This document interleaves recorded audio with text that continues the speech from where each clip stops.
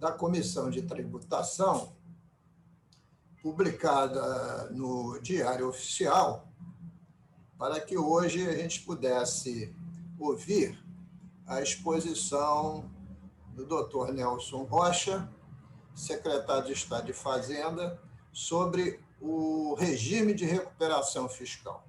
Já contando também com a presença do subsecretário, Dr. Bruno Sobral, com a presença do deputado Valdec Cardeiro. Estão entrando nesse momento no sistema os deputados Eliomar Coelho e o deputado Marcelo Cabeleireiro. A deputada Marta Rocha está participando de uma outra audiência pública também muito importante, mas tem aqui a sua representação presente. Então, dito isso, cumprida aí a regra de abertura da audiência pública, secretário Nelson Rocha, o Parlamento Fluminense decidiu, através de deliberação da Comissão de Tributação, conhecer de uma forma mais profunda, né, os próximos passos do regime de recuperação fiscal, até porque nós queremos tirar algumas dúvidas pertinentes ao mesmo, já que houve a adesão e, pós-adesão, tem que se contar 6 meses até que se tenha a proposta final. E ao longo desse período, desses 6 meses, dos quais praticamente 1 mês já foi embora, essa proposta se desenvolverá passo a passo, em contato e em consulta com o Tesouro Nacional, mas também com o comprometimento dos outros poderes, inclusive nas questões decisórias. Então, eu queria que o senhor abordasse esse cronograma, função das leis complementares existentes, do decreto regulamentador da União. Já temos aqui na Assembleia Legislativa uma representação de inconstitucionalidade em relação a esse decreto, em relação a alguns artigos do mesmo, que eu não sei se Vossa Excelência conhece.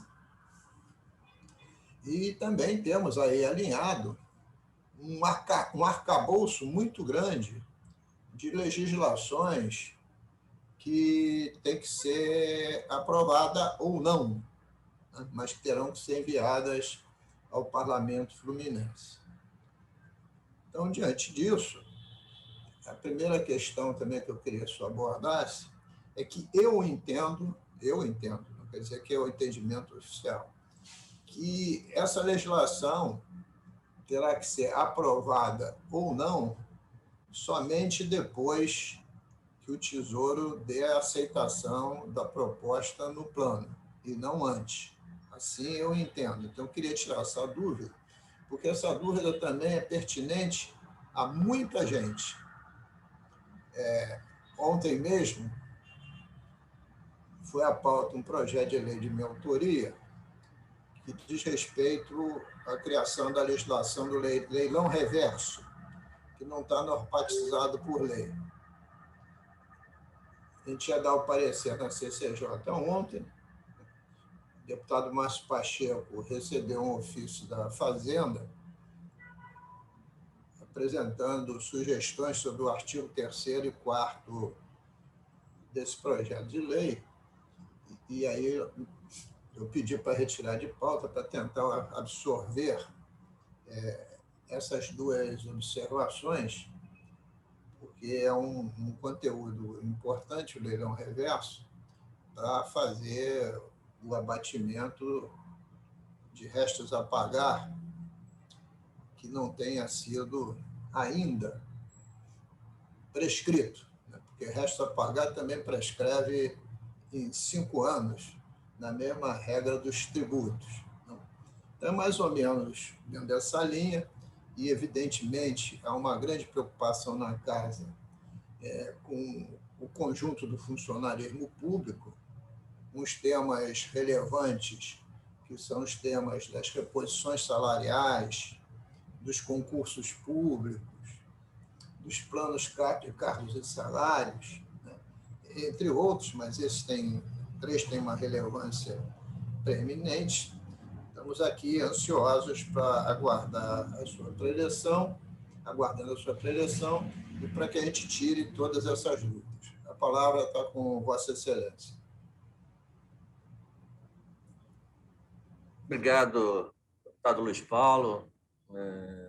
Cumprimento todos os deputados presentes, né? Pelo menos eu estou vendo aqui o deputado Valdec, deputado Eliomar. Não sei se tem mais algum.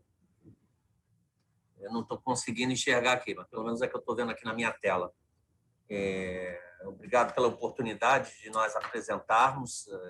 Basicamente, a gente vai apresentar quais são as previsões, né, e o encaminhamento, dando uma lógica do regime de recuperação fiscal. Como bem disse o deputado Luiz Paulo, Vossa Excelência falou sobre a adesão e o período que nós temos agora para apresentar o plano, né? O governador do Estado fez uma reunião, tem 15 dias, com os demais chefes dos poderes, né? Com o presidente da Assembleia, presidente do Tribunal de Justiça e ainda o chefe do MP, o presidente do TCE e a Defensoria Pública. O objetivo é de fazermos a elaboração desse plano em conjunto, né? Porque não se trata de um plano do Poder Executivo, mas um plano do Estado do Rio de Janeiro para a gente tentar resgatar e recuperar as finanças públicas, e o regime de recuperação fiscal pode ajudar nesse sentido, face à nossa dívida. Eu tenho dito sempre que o nosso problema hoje econômico é gravíssimo, né? Já visto que a gente tem uma dívida muito grande. Essa dívida ela alcançou 191 bilhões e nós, com o novo plano e em função de algumas regras já estabelecidas em lei, nos possibilitou reduzir 19 bilhões, ou seja, 10% do total dessa dívida, consolidando uma dívida de 172 bilhões. Todo mês ela tem atualização, mas eu estou pegando os dados que nós apresentamos no mês passado ao Tesouro Nacional. 162 que você está falando, né? Oi? 162, a dívida total? 172. Eu vou compartilhar aqui o slide para que todos possam ter acesso também, e a gente vai discorrendo sobre eles ao longo da apresentação. É bom porque a gente está transmitindo pelo YouTube e possivelmente Sim, pela TV Alerj. Esse primeiro slide fala do regime de uma maneira geral, né? Da Lei Complementar 178, que alterou a Lei Complementar 159. O Estado do Rio de Janeiro foi o único estado do país que aderiu ao primeiro regime de recuperação fiscal, a Lei Complementar 159. Agora, na 178, nós temos outros pedidos de adesão, o Rio Grande do Sul, Goiás, Minas, e parece que o Amapá também, mas eu não tenho a certeza disso. Na verdade, ele tem uma diferença conceitual em relação a 159, porque a 159 ela permitia compensações ao longo da sua execução. A 178 não tem essa previsão, então ela tem uma característica muito forte de planejamento. Tudo que nós tivermos que colocar, teremos que colocar no plano a ser entregue, né? Sob pena de descumprimento do plano, a gente tem multas, a gente vai discorrer isso aí ao longo do tempo, né? A gente pediu e no dia 4 de junho, no dia 4 desse mês, o Ministério da Economia, através da Secretaria do Tesouro Nacional, aceitou o pedido de adesão, né? Então, deixa eu voltar aqui, só para... Nós temos a possibilidade, ainda que o regime seja de 10 anos, o alongamento da dívida será por 30 anos, tá? Pagamento dessa dívida. A gente faz aí, nesse próximo slide, um comparativo do que tinha no primeiro regime e o que tem agora no novo regime. Então, no primeiro, a questão... Sim. Uma dúvida. Olha só, pelas progressões que eu vi, nós vamos pagar o serviço da dívida acumulado, isto é, o que não se pagou nos últimos 3 anos e também o que não se pagou em 2021. Começaremos a partir de 2022. Sim. O serviço da dívida a 11,12% ao ano, até 2030. 2030, aí nós teremos mais 30 anos para amortizar o principal ou 20. Os 30 computa esses 10 ou começa a contar depois desses 10? Não, ele é direto 30 anos, já contando desde o momento da assinatura. Então, a gente teria, depois dos 10 anos do regime, nós teríamos mais 20 nessa primeira etapa. Ok? Ok. Vamos lá. Então, a dívida, ela representava no anterior, bastava que fosse 2 vezes maior que a receita corrente líquida, que é o que tem previsão na resolução do Senado, o limite, né? Então, se você tivesse 2 vezes, você já estava habilitado. Agora, teria que ser 3 vezes, e a gente já tem... A gente estava com 3 vezes, agora está um pouquinho menos, porque, como eu disse, nós reduzimos 19 bi, de 191 para 172, mas nesse a gente tem 3 vezes o valor da dívida.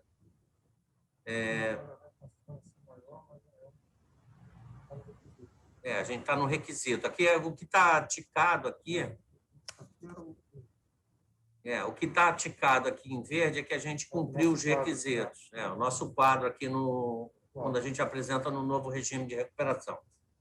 No anterior, o valor total das obrigações maior que a disponibilidade de caixa, eram 12 vezes, a gente tinha naquela altura, e reduziu para 4 vezes, e a gente também se enquadra nessa necessidade. Aqui são, basicamente, os problemas existentes para que você seja habilitado no regime, né? E despesas liquidadas com o pessoal, que era o mínimo de 70%, tinha 79,8%.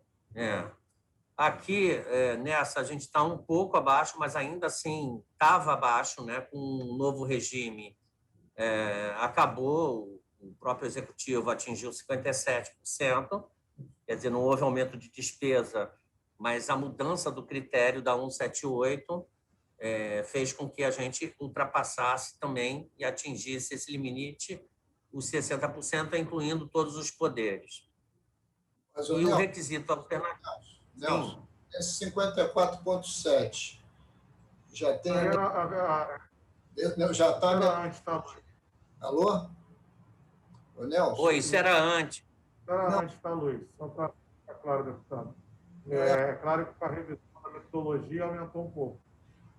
Não, é que eu não estou te ouvindo, Bruno. Não, então, você está ouvindo melhor agora? Sim. 54,7 era a soma dos 3 poderes antes. Com a mudança do critério, só o executivo passa a 57%. É isso que eu estava achando. Passa a 57%, e com a soma dos outros poderes, a gente ultrapassa os 60%, Então, a gente também já está habilitado. Isso aqui era para mostrar o que estava antes, né? Mas com a mudança da 178, a gente atingiu também o requisito. E o requisito alternativo era despesas correntes superiores a 95%. Na realidade, se a gente considerar o percentual, a gente chega a 107,9%. Ou seja, as nossas despesas correntes, elas, considerando aí todas as alocações dos fundos, entre outras, ela ultrapassa a receita corrente líquida, considerando a despesa de pessoal hoje existente. Aí, a comparação ainda dos regimes, né? O que cada um tinha e o que tem agora, quais são as necessidades. Então, requer medidas de ajustes obrigatórios. Aqui a gente fez 3 cenários, né?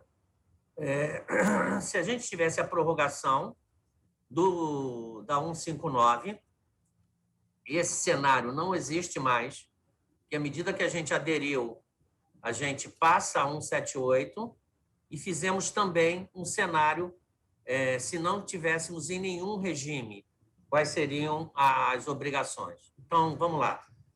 Na primeira, que requer medidas de ajustes obrigatórios. Na anterior, não tinha, porque você tinha capacidade de compensação, e no novo cenário é obrigatório. No cenário sem nada, vocês podem ver que no cenário, o cenário sem nenhum regime, você não tem obrigação nenhuma. Mas aqui embaixo, vocês percebam que isso custaria aos cofres públicos 63 bi nos próximos 3 anos.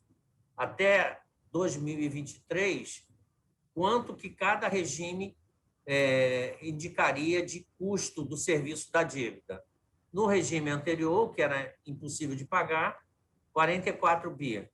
No novo regime, até 2023, considerando já a partir de 2021, nós teríamos 9 bi. E se não tivéssemos nenhum regime aplicado, nós teríamos 63 bi para pagar nos próximos 3 anos. Então, aqui, permite medidas de ajustes adicionais. No antigo, novas medidas seriam obrigatórias, uma vez que é preciso gerar resultado nominal positivo. Agora, a não implementação das medidas de ajuste previstas no plano, né? Isso gera inadimplência e as consequências, que é multa, entre outras coisas. Isso estão nos próximos slides. A outra coisa que impõe vedações com foco em contenção de despesas obrigatórias. No regime anterior, não era possível afastar vedações. Agora, ele mantém o regime anterior e acrescenta vedações. Possível afastar as vedações desde que esteja no plano de recuperação fiscal. Então, se a gente tiver que fazer algum ajuste, isso aqui é muito importante. Se houver necessidade de fazer algum ajuste, ele tem que estar previsto no plano de recuperação. Desculpe. A compensação financeira, no anterior era previsto, né? Aqui permite ressalvar e apresentar compensação, mas tem que estar previsto no plano. Não há possibilidade de fazer a posteriori, como no anterior. Extinção súbita do regime. A qualquer momento, no anterior, era possível, caso fosse observado o descumprimento da vedação não compensada. Agora, ele só ocorre se o Estado permanecer inadimplente por 2 exercícios consecutivos. Embora existam sanções, na realidade, a gente só sai do plano se a gente permanecer inadimplente por 2 exercícios consecutivos. Esses valores aqui embaixo, vocês vão ver no próximo slide, que mostra a curva dos regimes. Primeiro, falando agora do 178, que é o que nós aderimos, né? Então, essa curva aqui, ela é uma curva crescente e começa com 1,4, em 2022, 3,1. Mas aqui a gente não vai pagar nada? Esse é o que nós pagamos durante aquele período, né? que foi até antes da liminar lá do Fux, mas isso também vai ser abatido. Então, aqui, como a curva ela cresce ao longo do tempo nos próximos 10 anos. A curva em azul é a curva do sem regime. Eu não estou vendo, está aqui em cima. É a do sem regime. Ela começa muito alto, nós teremos que pagar agora 24 bi, em 2022, 20 bi, em 2023, 18 bi. Isso dá 66 bi. Impossível, não há possibilidade do Estado adotar ter a possibilidade de não estar dentro do regime que não há condição de pagamento. A outra é se eu tivesse permanecido na 159, que também deixa de existir, nós teríamos um crescimento até 2023, então aqui dá 44 bi de pagamento de dívida até 2023. Então, percebam. Sim. Mas o gráfico,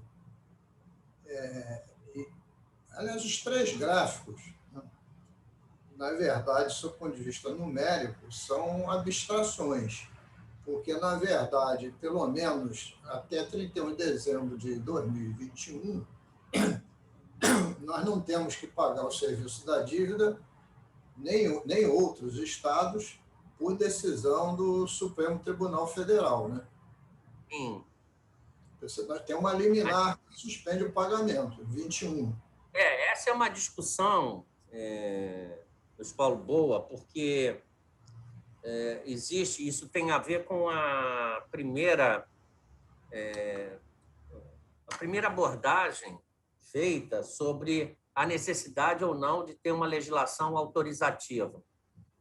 Quando a gente fez o pedido de adesão, o Tesouro, inicialmente, tinha um entendimento de que tinha que ter uma lei autorizativa e nós dissemos não, porque a gente já estava no regime anterior, já tinha uma lei autorizativa. E eles acabaram compreendendo dessa forma e aceitaram.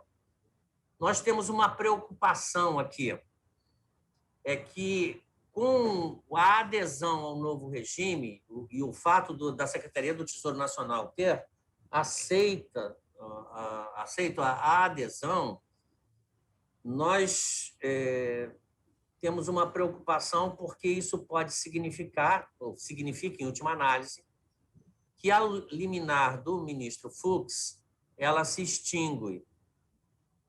Por quê? Porque a liminar é até a adesão ao novo regime.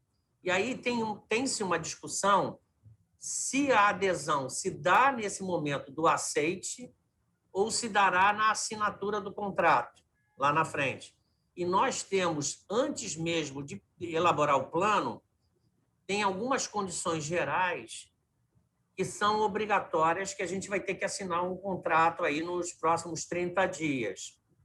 Então, o que a gente precisa? A gente precisa de ter a autorização.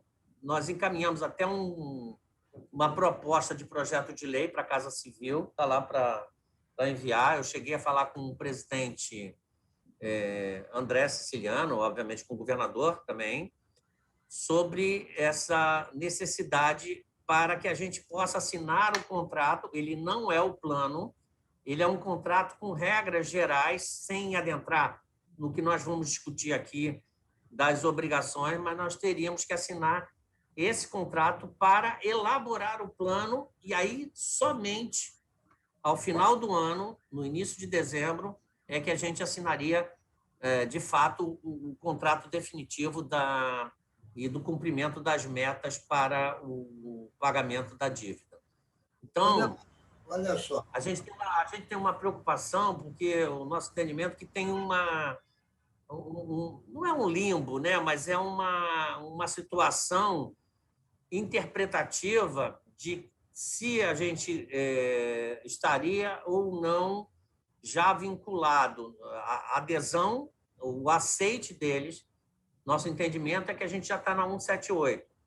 Mas, com relação ao pagamento da dívida, enquanto a gente não assinar esse contrato da 178, há um entendimento aqui da Casa de que nós estaríamos descobertos de alguma forma.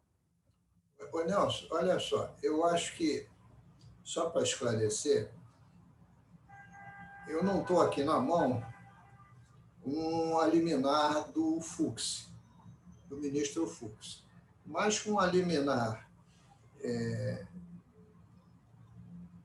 do ministro, foi o ex-presidente, como é que chama mesmo? O Toffoli. Do ministro Toffoli, eu não preciso estar na mão que eu sei decora e salteado, porque são duas liminares distintas. O primeiro Estado a receber suspensão do pagamento do serviço da dívida foi ainda lá no meio da pandemia do ano de 2020. Foi o Estado de São Paulo, que não estava em regime nenhum. E aí outros estados vieram em cascata. E o Estado do Rio de Janeiro não quis entrar nisso, porque ia negociar um novo regime. Estou falando do ano de 2020. Uhum.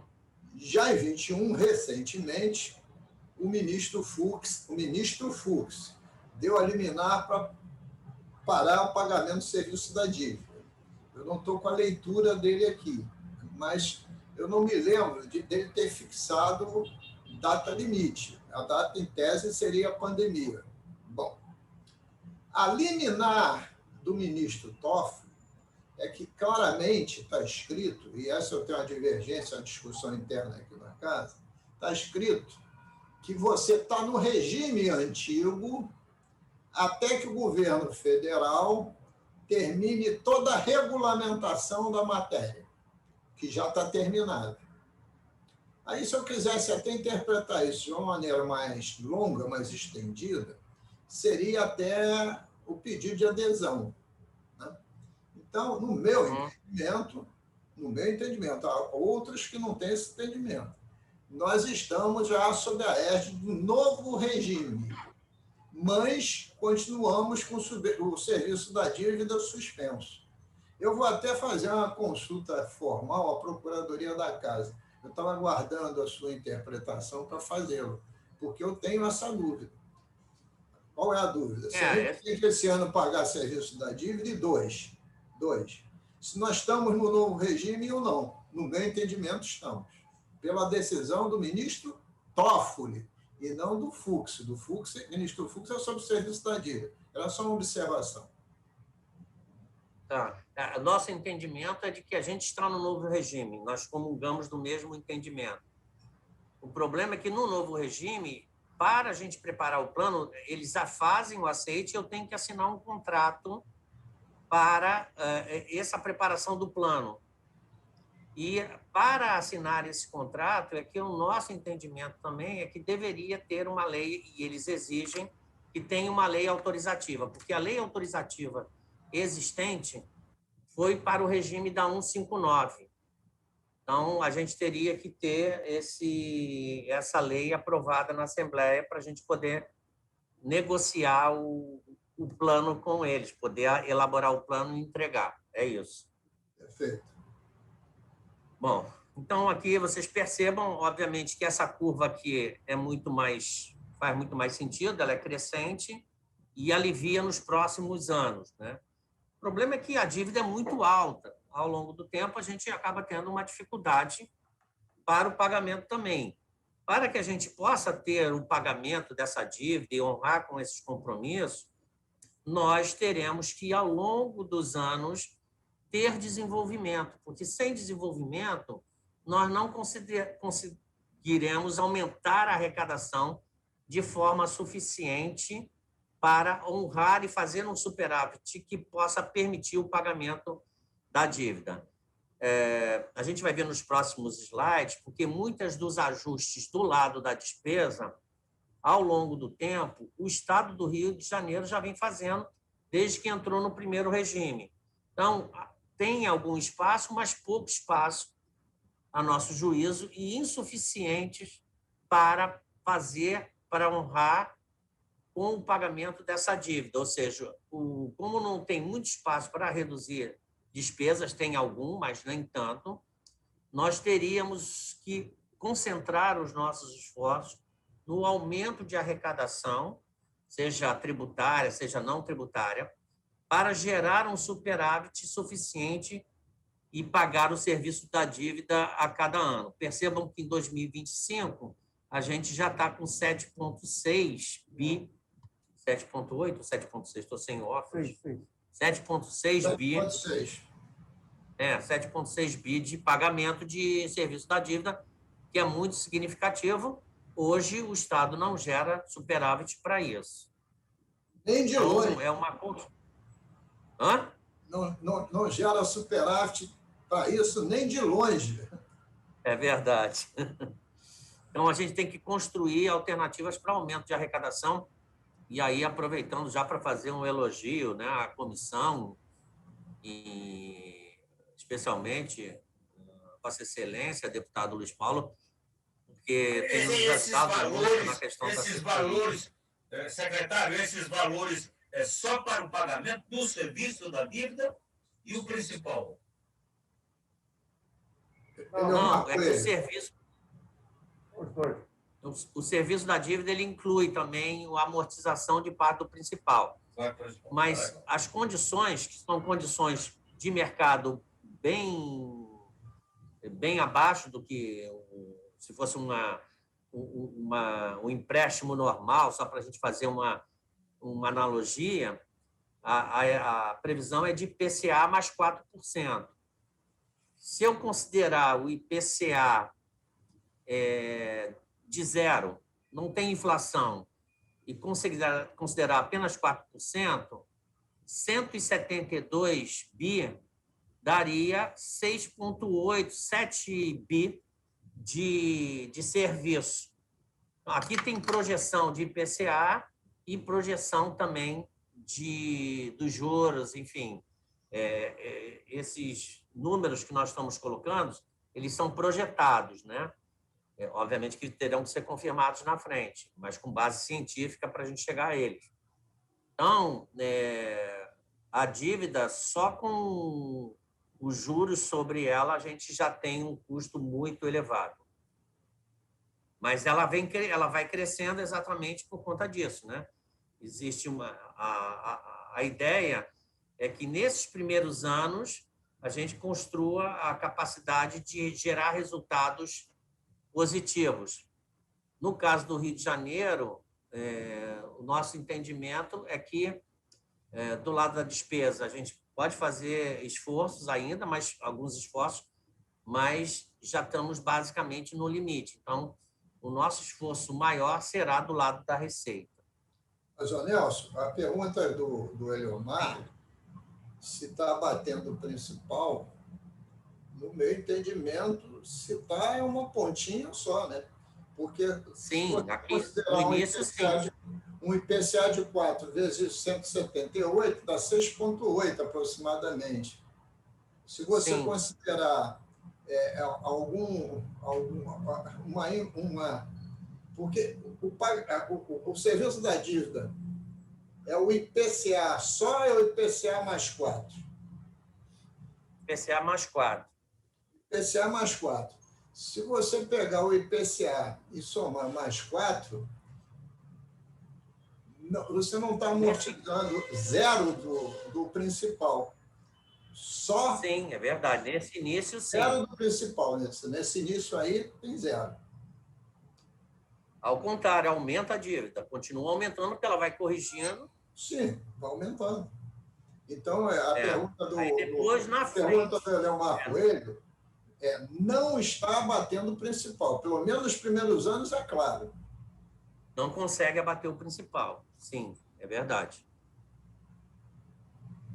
Talvez não tenha sido explícito. Desculpe, deputado Eliomar, se eu não conseguir responder claramente, mas é que nesse início, em função do tamanho da dívida e da fórmula de cálculo, mesmo que a gente tivesse uma inflação zero, só de juros, eu não conseguiria abater. Ao contrário, ela vai se acumulando para que ser abatida na frente à medida que a gente consiga já estar pagando valores mais expressivos. Bom, aqui é a linha do tempo do novo regime. Alô? Estão me ouvindo? Muito bem, muito bem. Muito bem. Então, vamos lá. Aqui a linha do tempo, isso tudo aqui já aconteceu, nós nos encontramos nessa fase aqui.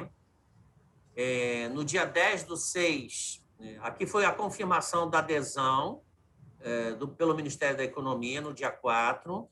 No dia 10, nós já fizemos uma primeira reunião para estabelecer o cronograma. No dia, aí aqui tem a construção do plano, né? No dia 5 de julho, nós teremos que entregar o primeiro relatório, que é o diagnóstico da situação fiscal, que é extraído dos dados da contabilidade, né, que mostra a situação de dificuldade do Estado, e por isso ele está no regime. Então, a gente estará entregando no dia 5 de julho. E aí tem um outro projeto, e aí eu pedi ao pessoal da Procuradoria e da própria Casa Civil para ver qual é a melhor solução, se seria decreto, se seria um decreto conjunto, eu não sei o melhor instrumento jurídico, mas para que a gente já colocasse logo. Conversei com o presidente da Assembleia também, André Siciliano, para que nós pudéssemos, para que nós pudéssemos já começar os trabalhos, né? Porque a criação do grupo conjunto para elaboração do plano nesse período aqui que vamos ter pela frente. Mas já... E aí, ao longo do calendário, a gente terá aqui alguns relatórios que teremos que entregar. Em princípio, o primeiro esboço do plano, porque também a gente não fica 5 meses e, ao final, entrega um relatório para o Tesouro Nacional. Eles vão acompanhando, tem um calendário de reuniões, e a ideia é que, no início de outubro, a gente tenha já um primeiro esboço do plano para discutir com eles. Então, nós teríamos aí julho, agosto, setembro, 3 meses, para a preparação do esboço, não é o plano definitivo ainda, mas para uma primeira discussão com o Tesouro Nacional. Tá? E aí, no final, a gente teria que entregar no dia 3 de dezembro, aí é o plano definitivo. No dia 3 de dezembro, o Tesouro Nacional avalia até o dia 17. No dia 27 de dezembro, o Ministério da Economia se manifesta e, em princípio, no dia 1º de janeiro de 2022, a gente teria a homologação e o início do novo regime.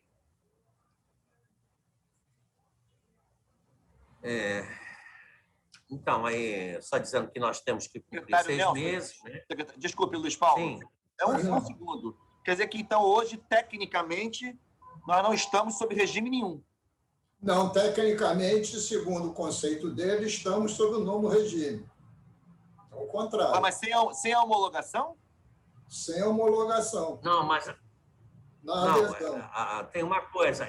Existe um aceite aqui no dia 4 de junho do Ministério da Economia.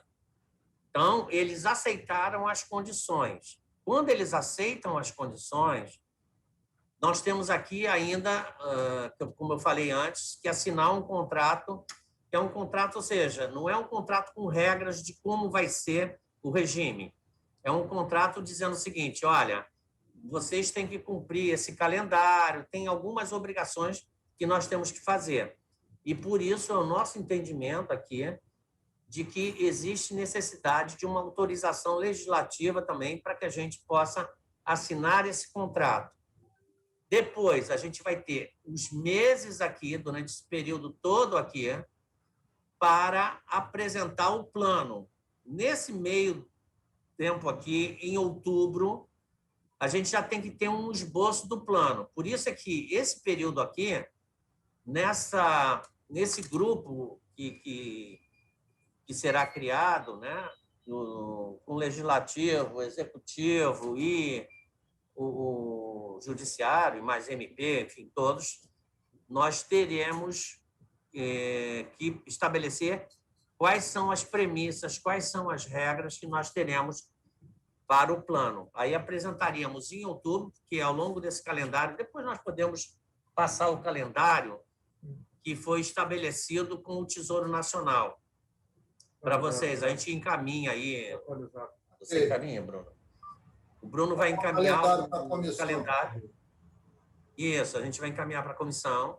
Aqui a gente tem, em outubro, que apresentar esse primeiro esboço, mas continua a discussão. Nesse período todo de 6 meses, a gente vai conversando com o Tesouro. Então, a nosso juízo, nós já estamos na 178, porque houve o aceite, né, a confirmação da adesão por parte do Ministério da Economia, lá, a Secretaria do Tesouro.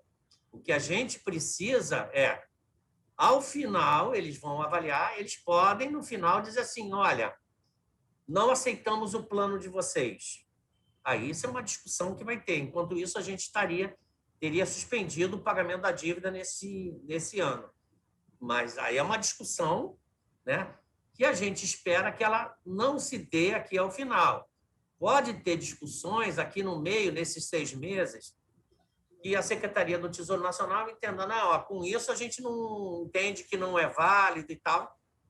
Enfim, eles podem dizer, mas a gente também, independentemente disso, se nós discordarmos, nós podemos apresentar aqui, dia 3 de dezembro, que nós entendemos como plano. O ideal é que a gente construa aqui com a Secretaria do Tesouro Nacional de tal forma que apare as arestas, que chegue-se a um consenso. Se nós não chegarmos, de qualquer forma, no dia 3 de dezembro, nós vamos apresentar o plano que nós entendemos como adequado para cumprir o pagamento da dívida. Desculpem, esbarrei aqui. Eles é que podem aqui entender de que, olha, o plano que vocês estão colocando, nós não aceitamos, e aí isso é uma discussão, porque nós não temos capacidade também de pagar a dívida sem um regime dessa natureza. Sim, claro. Só para deixar claro aqui, né? A gente está no novo regime. O que eles fazem é o seguinte, né? O que está lá na regra, né? Ou seja, você passa a gozar dos benefícios do regime com a expectativa, evidentemente, de que em 6 meses você está apresentando o plano. E aí, homologado o plano, você efetiva-se dentro do regime totalmente, completamente. Mas, mesmo assim, ainda é importante essa lei, né, que o secretário aqui já colocou para os deputados, para que a questão da dívida já possa ser atualizada, como a gente mostrou aqui no slide anterior, né, pelo regras do novo regime. Tá? Então, hoje, a gente já goza desses benefícios, já pode pedir esse alongamento da dívida.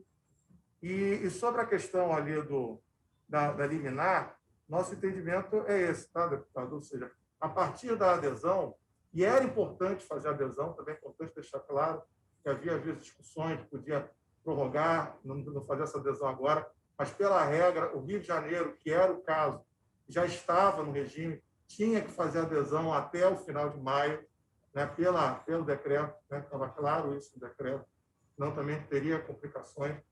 Então, a gente fez a adesão, e ao fazer a adesão, a liminar, ela cai. Então, a gente tem que agora fazer um projeto de lei para garantir que a gente não pague mais dívida nenhuma esse ano, né? Alonga essa dívida, como está ali no slide anterior. Então, a gente tem 6 meses para entregar o plano, homologar ele e passar, então, a vigência plena dele, já com as coisas pactuadas, então, com o credor, né? Que é o Tesouro Nacional. A União, a partir do Tesouro Nacional. Então, é basicamente isso. Não sei se ficou claro, mas é para ter esse entendimento de que, ou seja, a regra, eles anteciparam, né? Já passa a gozar dos benefícios, claro, com esses detalhes que eu mencionei aqui, e é nesse sentido que é importante deixar claro que a gente está no regime, né? Agora, tudo relacionado ao plano, que é importante aqui, que vai ser negociado, vai envolver a redação junto com os outros poderes, né? Isso vai ser feito em debate. Tudo relacionado ao plano vai ser feito nos próximos meses. Ok? Ficou claro? Não, da minha parte, eu não estou com dúvida, mas a dúvida vai permanecer. Eu volto a dizer ao deputado Valdem, a gente estava aguardando a projeção do do secretário Nelson Rocha, porque, como eu já disse em plenário, a partir de agora eu vou formular essa arguição ao presidente da Casa para ele encaminhar a procuradoria da Alerj, para que esse entendimento seja claro, né? Para que não fiquemos debatendo uma axiologia. Eu acho que nós estamos provisoriamente no plano, tem outros parlamentares que acham que não, então tem que ter uma decisão jurídica, né, no meu entendimento, sobre esse tema. Porque acho que a liminar do ministro Toffoli também já caiu de muito. Caiu lá no dia 4 de junho. Então, vamos em frente. Então, esse é o que nós precisamos apresentar, né? Como eu falei, o diagnóstico da situação fiscal, que é o ano de 2020, que a gente está apresentando agora no dia 5. Na verdade, isso é um extrato dos resultados, né, das demonstrações contábeis, da prestação de contas. Nós temos que fazer as projeções financeiras para ainda 2021 e de 2022 a 2030. Os ajustes que a gente imagina, sejam do lado da receita, sejam do lado da despesa, ressalvas às vedações previstas, se a gente tiver, e definição de impacto financeiro, e metas e compromissos e hipóteses de encerramento, né? Caso a gente tivesse os 171 bi, como é que eu pago? Também a gente deve prever isso no plano. Aí, falando do conceito de inadimplência que está previsto nesse, quer dizer, agora, para a gente ser considerado inadimplente, na realidade, a gente tem que ter 2 períodos, né? E a gente será 2 períodos consecutivos, né? O Estado será considerado inadimplente nas seguintes hipóteses: não enviar as informações solicitadas pelo Conselho Superior do Regime e pela Secretaria do Tesouro Nacional no prazo estabelecido, que são os relatórios de acompanhamento, basicamente. Não implementar as medidas de ajuste fiscal nos prazos e formas previstos no plano. Não cumprir as metas e os compromissos fiscais do plano de recuperação e descumprir vedações que existem na própria lei. Mas deixa aqui tem uma observação só. Descumprir as vedações. Tudo tem que estar no plano.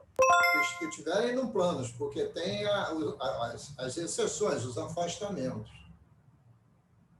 Aqui tem possibilidade de serem compensadas ou afastadas, mas, para isso, precisam estar já no plano que a gente vai apresentar.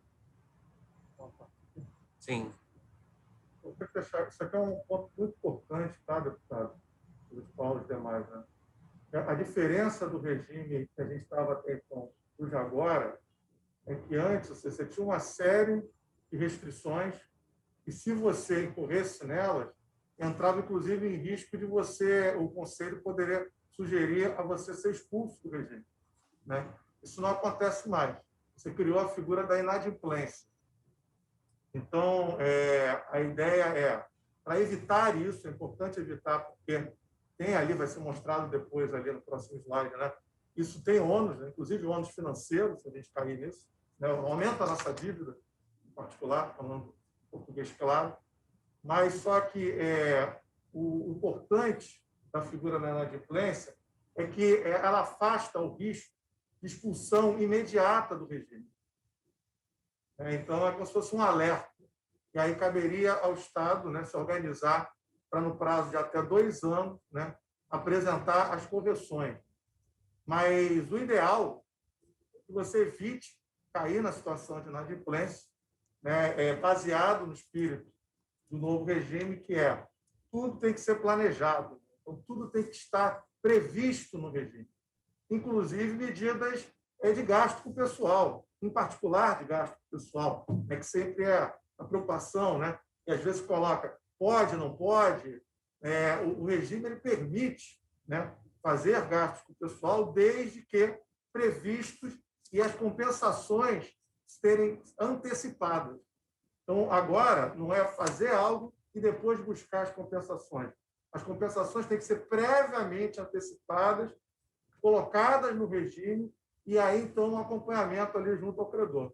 Tá? Então, esse que é o grande espírito, é importante a preocupação de todos nós. Né? Ou seja, de fato, a gente vai ter que fazer esse esforço de planejamento para poder dar conta disso e não incorrer, evidentemente, na situação de inadimplente que o secretário vai detalhar aí agora ali quais são os ônus se a gente cair nisso. Né?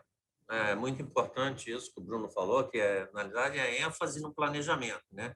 Tudo que nós pensarmos para frente, nós temos que colocar no planejamento para que não seja considerado fora do plano. Né? Bom, enfim, então, se o Estado se tornar inadimplente, quais são as punições? Então, fica impedido de contratar operações de crédito, né? A aplicação de multa do Conselho Superior, cujo valor será destinado à quitação da dívida refinanciada. Não é uma multa que vá para a União, mas sim para deduzir a dívida. Aceleração do pagamento da dívida em até 20% ao ano. E, se considerado inadimplente por 2 exercícios, o regime será extinto. Tá? A entrega das informações pendentes até o final do exercício descaracteriza o estado de inadimplência. Ou seja, se a gente entregar até o final do exercício as pendências, as informações eventualmente pendentes, descaracterizam. Nelson, aqui é importante isso. Oi, tem desculpa. Um ano para entregar, e aí essa inadimplência nem vale. Isso é mais importante ainda. Ou seja, frisando, né? Dessa vez, benefício do regime, do novo regime, pelo menos isso aqui de um aspecto positivo, é que permite um tempo, né? Ou seja, você não fica naquele susto, naquela ameaça, você tem um tempo de correção. Pois não, deputado Luiz Paulo. Ô, Nelson, antes da gente entrar nas medidas de ajuste, que são as mais polêmicas, eu queria fazer uma observação técnica. A Casa aprovou, quer dizer, o Parlamento aprovou a LDO para 2022 na terça-feira. Foi a sanção do governador. A LDO para 2022 é uma abstração, porque ela não tem nenhuma previsão quanto ao regime, não tem previsão quanto à suspensão do pagamento da dívida que houve, não tem previsão quanto às receitas oriundas da concessão à iniciativa privada da SEDAI, etc., etc. Você acabou de dizer a palavra-chave daqui para frente. Há que se ter ênfase no planejamento. Então, a Secretaria de Fazenda, no meu entendimento, isso é uma sugestão, deveria sentar com a Secretaria de Planejamento e introduzir as expectativas do regime, todos os aspectos de receita e despesa, para 2022, para que, quando viesse a LOA de 22, ela tivesse coerente, não com a LDO que a gente aprovou, uma correção da LDO. Porque essa LDO não vai espelhar, não está espelhando o regime nas suas projeções. Até o rombo de caixa é muito maior do que o rombo real. Então, como a LDO e a LOA principalmente, são os instrumentos, né, de planejamento, é preciso que essa LDO passe a refletir a adesão ao regime, mesmo que seja essa adesão provisória, porque 2022 é um ano muito difícil, é um ano eleitoral. Se você não tiver essas questões bem definidas na LDO e na LOA, essa ênfase no planejamento não vai para o espaço. Deu para entender o que eu estou dizendo? Claro, concordo integralmente. A gente já vem conversando A própria Secretaria de Planejamento também vai estar conosco aqui na elaboração, a gente tem uma equipe, mas nós vamos estar conversando e é bastante isso, né? A gente tem conversado muito sobre a questão da necessidade do Estado voltar a ter um planejamento, né? Muitas vezes, as secretarias de planejamento, ao longo das últimas décadas, acabaram se transformando numa secretaria de orçamento e não de planejamento efetivo, né? O que a gente quer, não só do ponto de vista do Estado, do poder público, mas também para o Estado. Eu concordo integralmente e ela tem que refletir aquilo que nós estamos encaminhando aqui. Se nós estamos aderindo ao regime e a importância do regime do ponto de vista da execução orçamentária, obviamente que tem que estar refletido. Você tem toda a razão. Deixa eu avançar. Oi, pois não, deputado. Pois não. Não, faz favor, avança, deixa a gente para o final. Ok. Então, essas são as 8 medidas importantes. E aqui, como é que o Estado está? Percebam que boa parte das reformas que o novo regime aponta, boa parte já está executada, que é aqui o que está como sim. Boa parte, metade, já tem parcialmente executada e apenas o teto de gastos que ainda o Estado não fez. A gente vai detalhar aqui cada um deles para que a gente possa compreender, ok? Então, vamos lá, reforma da Previdência. Na verdade, deputado Luiz Paulo, que sempre fala a regra dos 3/4, né? Na verdade, tem 4 medidas colocadas e aos estados que aderirem ao regime, há uma obrigação de cumprimento de 3 dessas medidas. Não precisa das 4.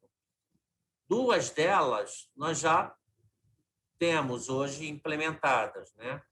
Que é a tabela de temporalidade do direito de pensão para o cônjuge e a alíquota de contribuição não inferior à dos servidores da União. Essas 2 aqui já foram implementadas anteriormente no regime da Lei Complementar 159. Existem 2 hipóteses. O do requisito da idade mínima, que seria ampliar, né, a idade mínima, ou a contribuição de nativos e pensionistas abaixo do teto do regime geral, né? Então, aqui tem várias simulações que podem ser feitas, né? Desde o primeiro item do requisito da idade mínima até a contribuição de nativos. E aí, essa é uma discussão que vai ser posta, não precisa ser os 2, mas pelo menos uma delas terá que ser.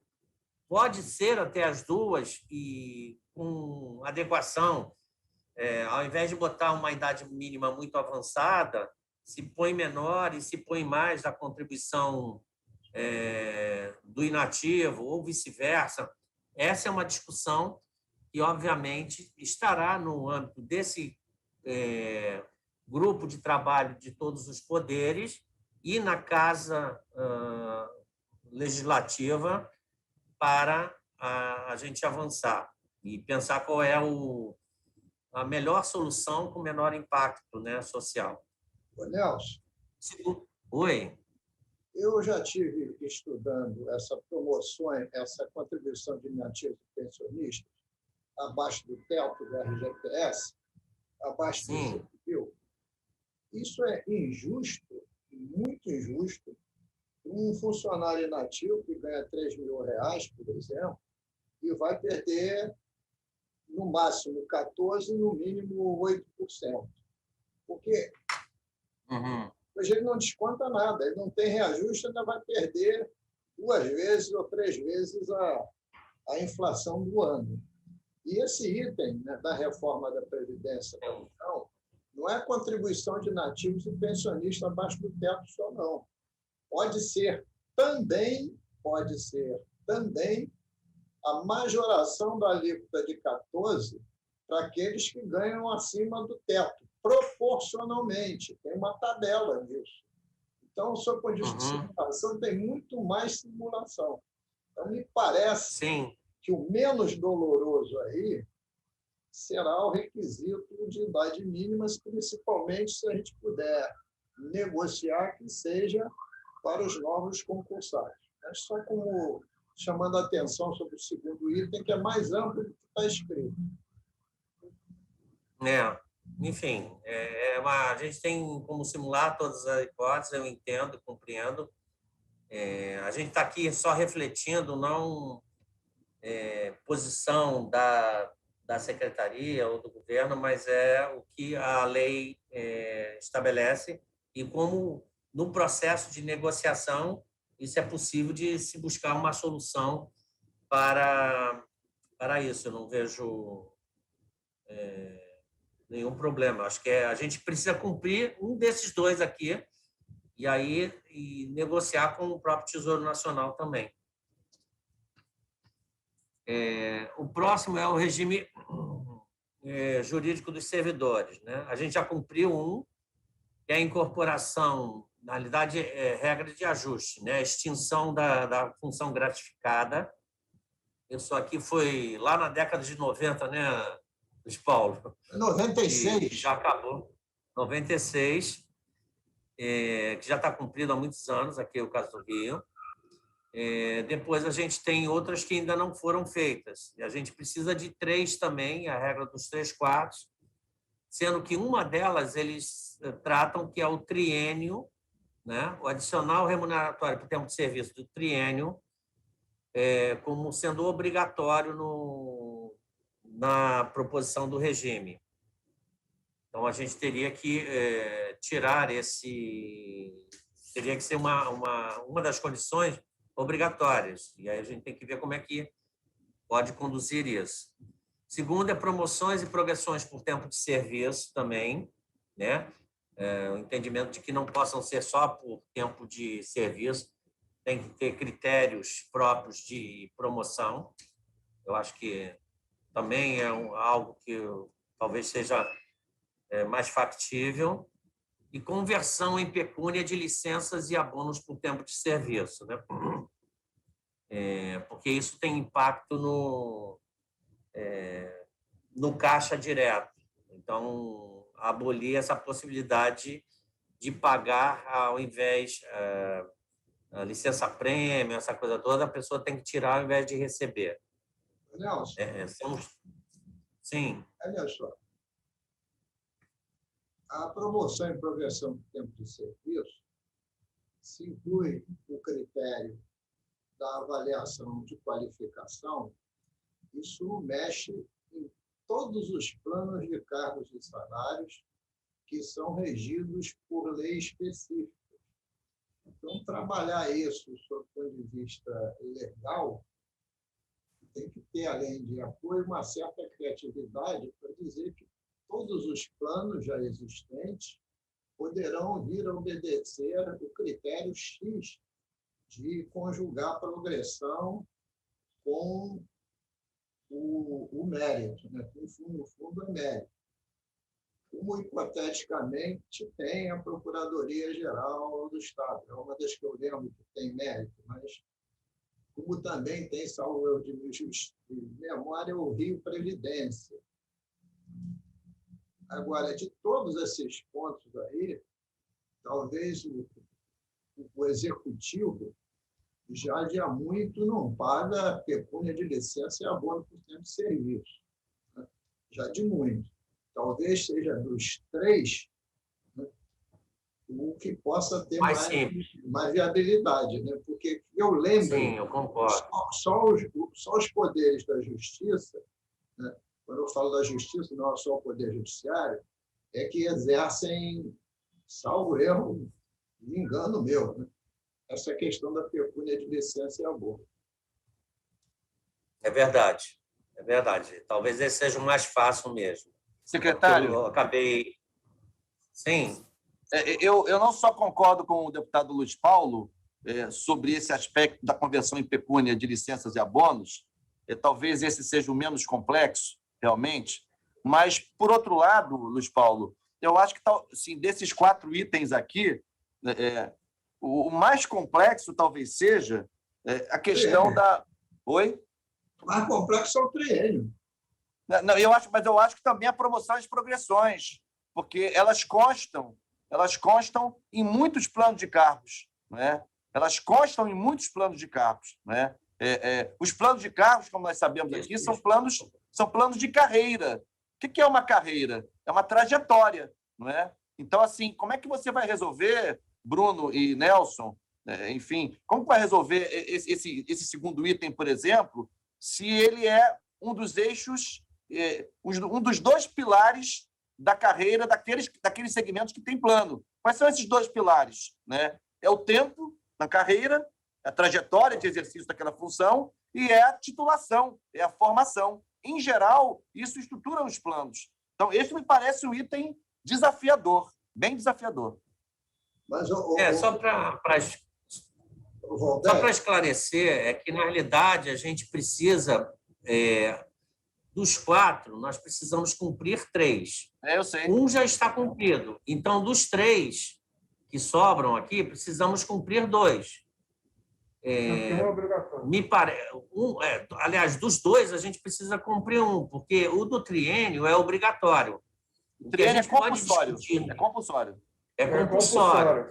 O que a gente pode discutir é a forma, mas a gente vai ter que adotar.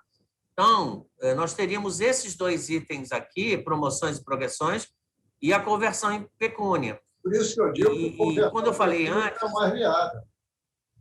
É mais fácil.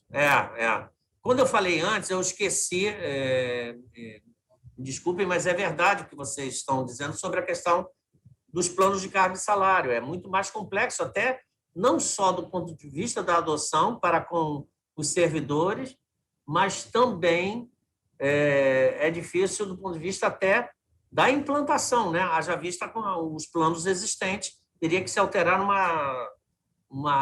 várias leis. Então, talvez, mas isso é uma discussão que vai se ter com a Assembleia e, enfim, os demais poderes, me parece que seria a promoção e progressão do tempo de serviço o mais delicado, talvez fosse a gente atacar os outros pontos. Luiz Paulo, eu me lembro, eu tive secretário Nelson, subsecretário Bruno, querido colega, eu me lembro que eu tive cargo, função gratificada na UF, decorrente de eleição, né? Fui chefe de departamento, diretor da faculdade, enfim, e nunca incorporei, porque no Serviço Público Federal isso já não acontece desde 96, eu acho, salvo engano. Aqui também, desde 96. Pois é. Então, assim, esse item já foi, né? Tá bom. Já está cumprido. Já está cumprido. Pois é. Eu gostaria de fazer uma colocação. O que acontece o que foi apresentado até agora, uma coisa que me chamou a atenção é que, para o cumprimento das metas, tem que existir desenvolvimento. Né? Ora, a máquina administrativa do Estado, realmente, para garantir o desenvolvimento, depende única e exclusivamente dos seus servidores. Se você acaba com esse negócio ou reduz a questão de promoções e progressão por tempo de serviço, é complicado. Porque o que acontece é o seguinte, é que a perspectiva de crescimento funcional dentro de uma determinada empresa depende exatamente da existência, da capacidade de mobilização que você ir ascendendo exatamente através de promoções e progressões por tempo de serviço também. Então, é uma equação aí que eu não sei se é fácil, né? Eu gostaria, inclusive, de dizer como é que está sendo pensado isso daí. Porque, como eu sempre falo, então, senão a conta vai cair, a conta desse regime de recuperação fiscal vai cair exatamente na mão do servidor, vai cair na mão do... Entendeu? Voltando a frisar, deputada Leonardo, né? Tem que fazer 3 de 4, sendo que 1 a gente já fez.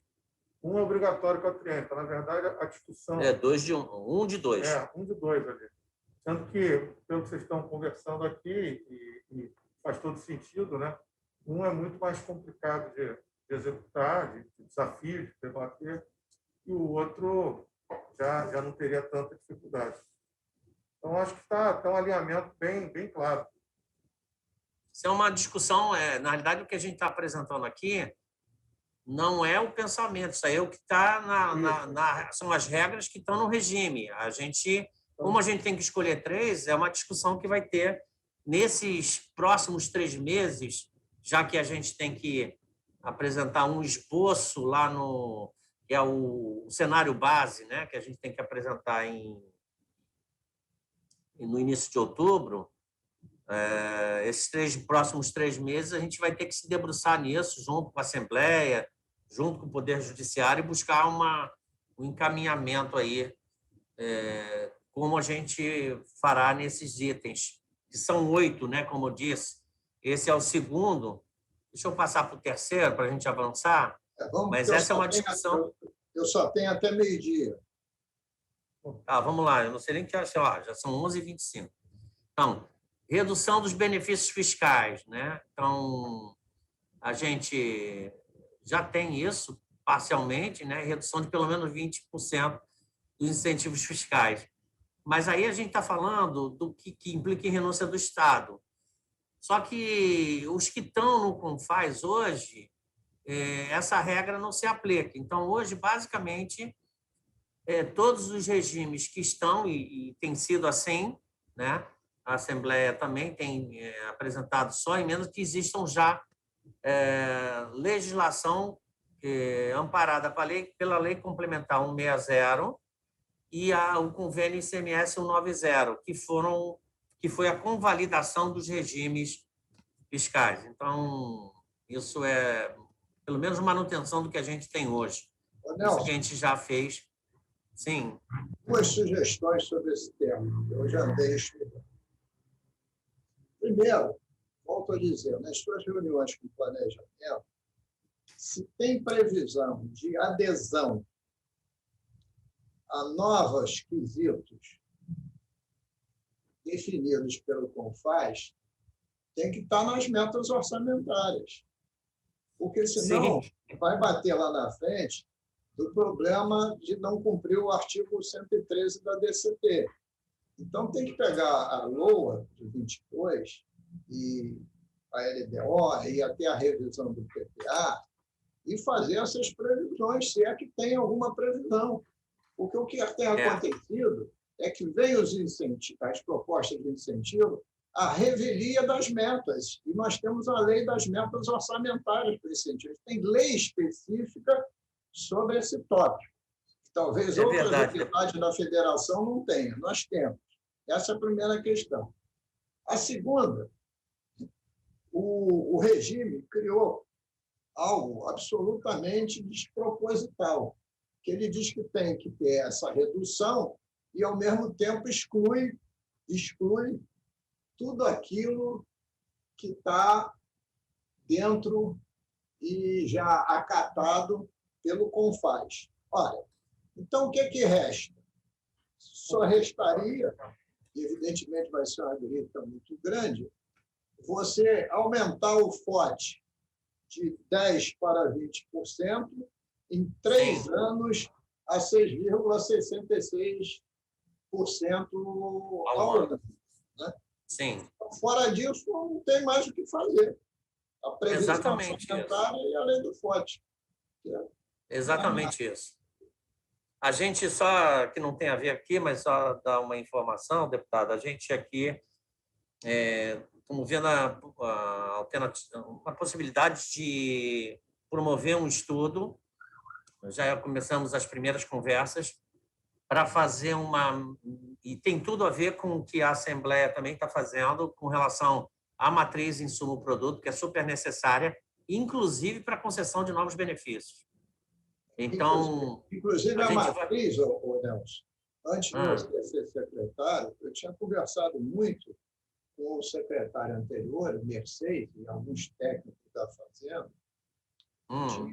para que a matriz insumo-produto e o plano estratégico de desenvolvimento seja uma questão de Estado, ser incluído com uma proposta do plano. Sim, eu acho. Nascesse do Estado. Eu não sei se o tempo dará. Eu não sei se o tempo que a gente tem para elaboração do plano, ele vamos botar aí, a gente tem 5 meses e meio pela frente. Eu não sei se a gente consegue. Eu concordo. Mas eu te dizer entretanto, eu não sei se nós teremos tempo para isso. Ainda este mês, que entra de julho, poderá vir a ser assinado o contrato com a Universidade Federal do Rio de Janeiro e a Universidade Rural.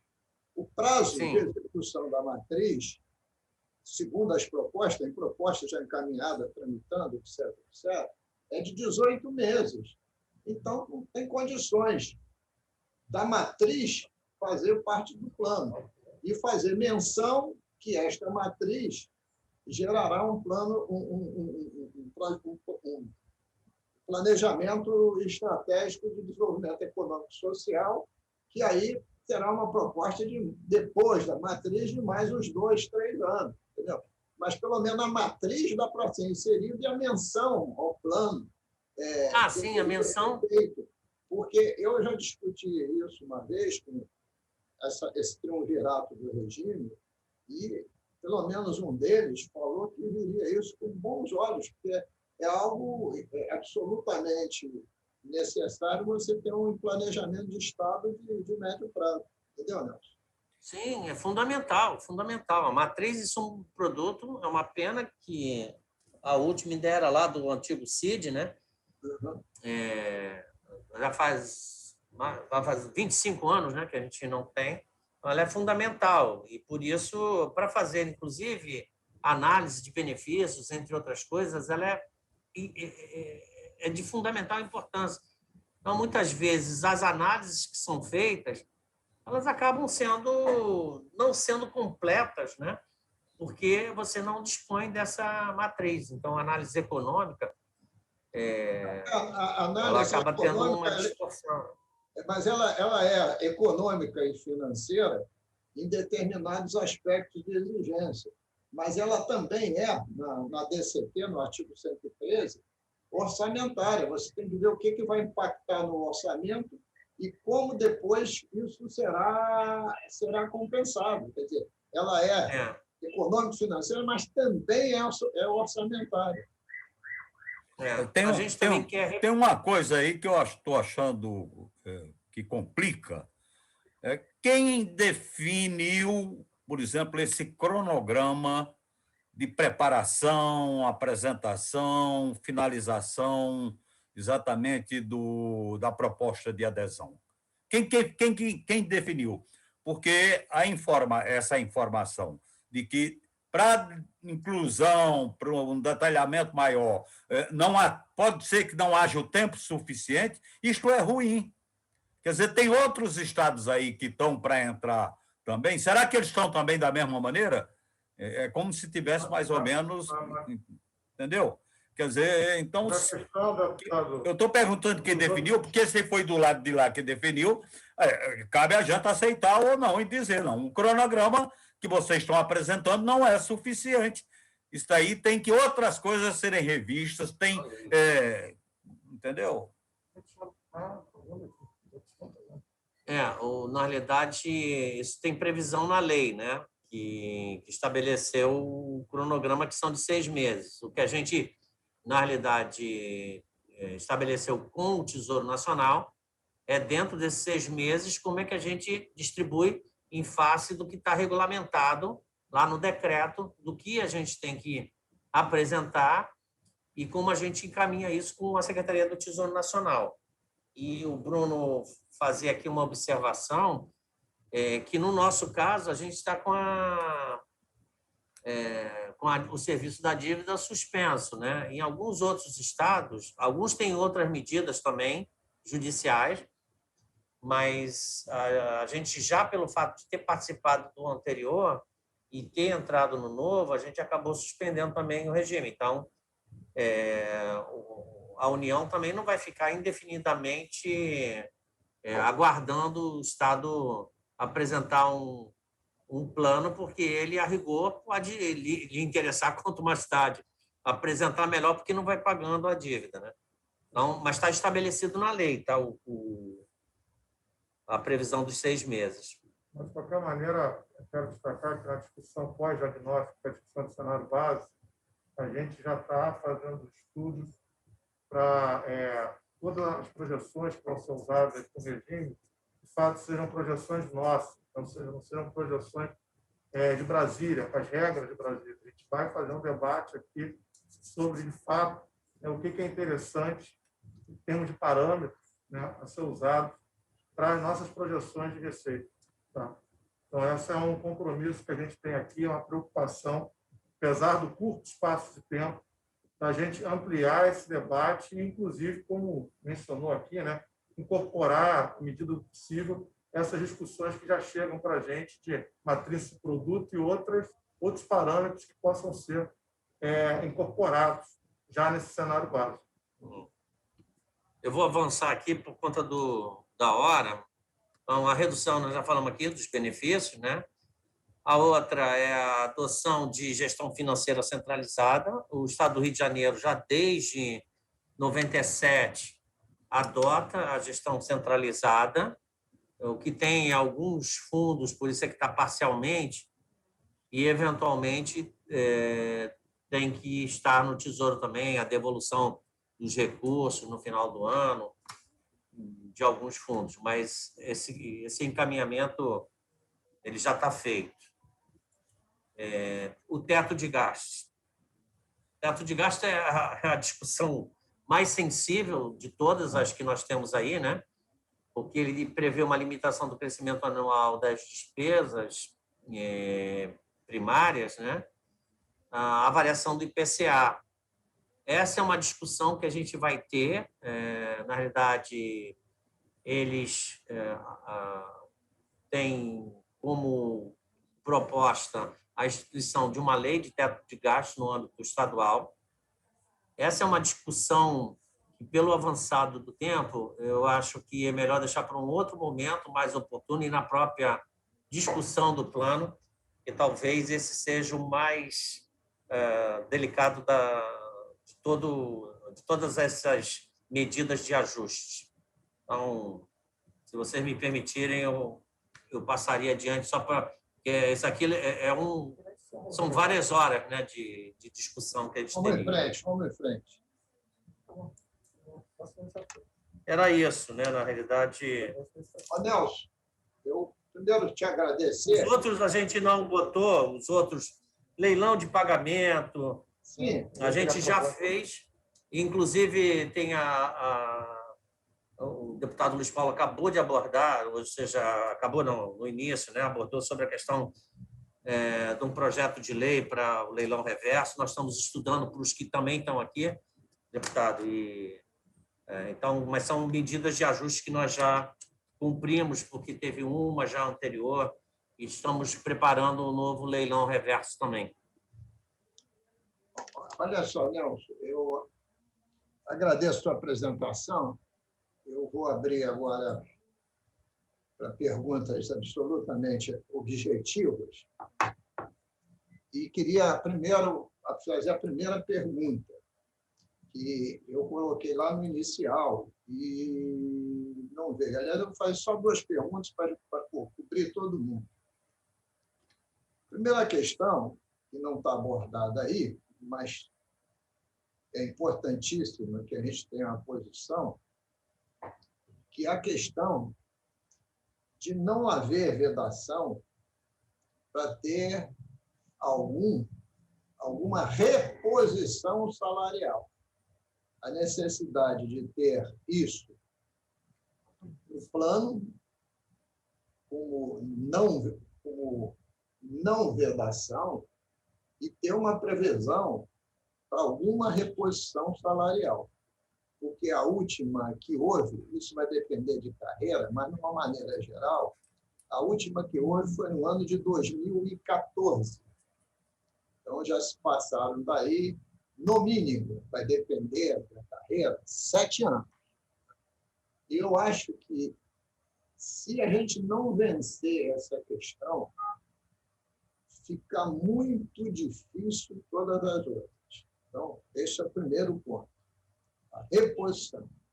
Até porque o próprio governador, ao receber um conjunto de funcionários, representantes das mais diversas categorias, se manifestou da possibilidade dessa medida. O próprio presidente da Casa, o deputado André Siciliano, ao receber também a direção de diversas categorias, presente estava o deputado Valdir Carneiro, o deputado Flávio Serafini, eu, entre outros, também manifestou o apoiamento a essa medida. E um compromisso com percentual, etc., mas que não é possível o funcionamento público, mediante tudo no regime de recuperação fiscal, está sendo corrigido pelo IPCA, que não haja nenhuma reposição salarial.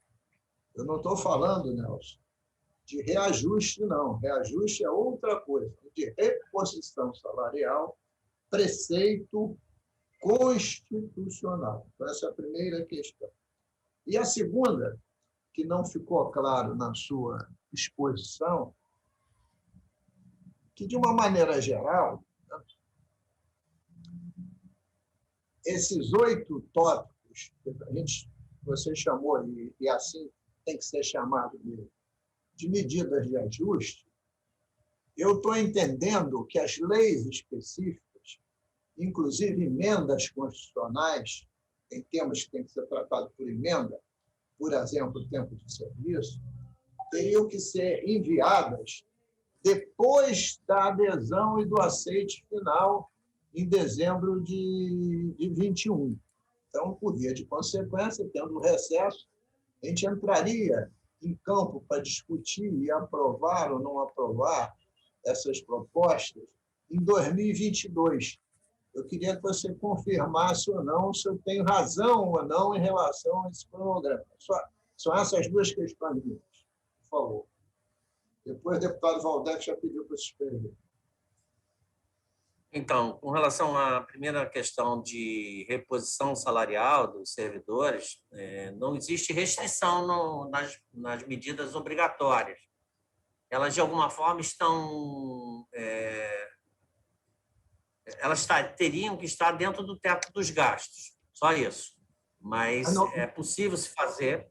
O princípio básico é que o princípio básico do regime é o equilíbrio fiscal e resultados primários suficientes para pagar a dívida, o que tem previsão na Lei de Responsabilidade Fiscal. Vocês estão me ouvindo?